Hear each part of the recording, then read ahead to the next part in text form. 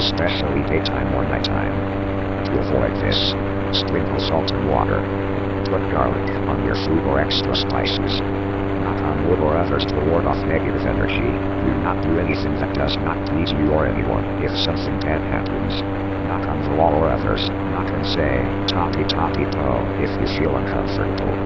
To avoid enchanto.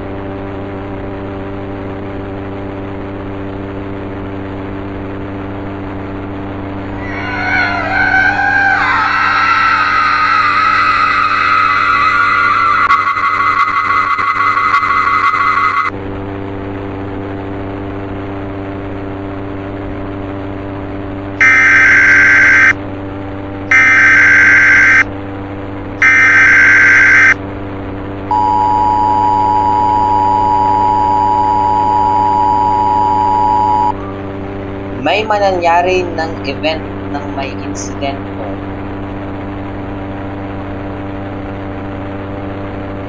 May nakaranas na event na ganito sa Batangas.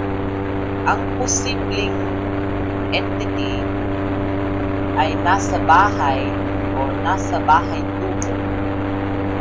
Wala akong ginagawa kaya i-broadcast. Pero wala tayong mag-speech dahil yung entity ay dangerous at unpredictable.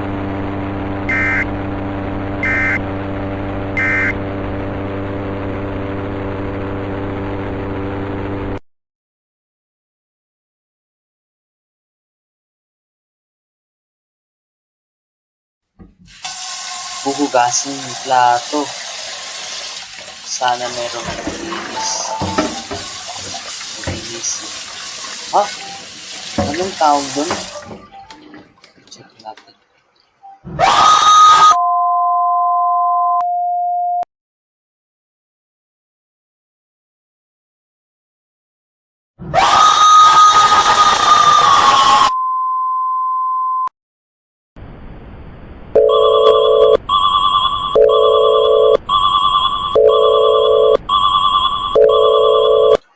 Ingatan ng iyong sarili mo dahil ito ay hinding pagsubok.